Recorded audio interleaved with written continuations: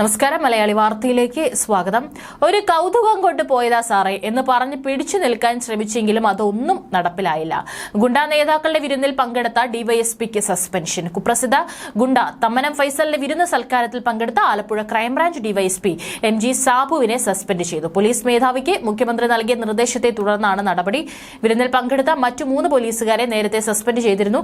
ഈ മാസം 31-ന് വിരമിക്കാനിരിക്കെയാണ് സാബുവിനെതിരെ നടപടി. സേനയുടെ സൽപ്പേരിന് കളങ്കം വരുത്തി, അച്ചടക്ക ലംഘനം നടത്തി തുടങ്ങിയ കാര്യങ്ങളാണ് ഉത്തരവിൽ പറയുന്നത്. പോലീസ് സ്വീകരിക്കുന്ന ശക്തമായ നടപടികളെ ദുർബലപ്പെടുത്തുന്ന നടപടിയാണ് സാബുവിന്റേതെന്നും ഉത്തരവിൽ ചൂണ്ടിക്കാണിച്ചു. പൊതുജനങ്ങളെ സംരക്ഷിക്കേണ്ടവർ ഗുണ്ടകൾക്കൊപ്പമാണെന്ന ധാരണ പടർത്താൻ സംഭവം ഇടയാക്കിയെന്നും ഉത്തരവിൽ പറയുന്നു.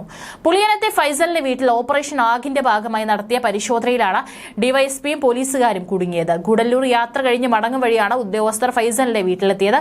അങ്കമാലി SIയെ കണ്ടതോടെ ഡിവൈഎസ്പി ശുചിമുറിയിൽ കയറി ഒളിക്കുകയായിരുന്നു. ഞായറാഴ്ച വൈകിട്ട് 5:30 അങ്കമാലിയിലെത്തിയ സംഘം ഫൈസൽ വീട്ടിലുണ്ടെന്ന് ഉറപ്പാക്കിയ ശേഷമാണ് പോയത്. അടുത്തിടെ ഒരു സിനിമ റിലീസ് ചെയ്ത ദിവസം ആലുവയിൽ ഫാൻസ് അസോസിയേഷൻ സംഘടിപ്പിച്ച പരിപാടിയിലും തമ്മനം ഫൈസൽ പങ്കെടുത്തിരുന്നു. ഫൈസലിനെ നേരിട്ട് കാണാനുള്ള കൗതുകം കൊണ്ടാണ് വീട് സന്ദർശിച്ചതെന്നാണ് സസ്പെൻഷനിലായ പോലീസുകാർ മൊഴി നൽകിയത്. പോലീസ് ഉദ്യോഗസ്ഥരെ കസ്റ്റഡിയിലെടുത്തതിന് പിന്നാലെ തമ്മനം ഫൈസലിനെയും കൂട്ടാളിയെയും നെടുമ്പാശ്ശേരി പോലീസ് കസ്റ്റഡിയിലെടുത്ത് സ്റ്റേഷനിൽ കൊണ്ടുവന്നിരുന്നു.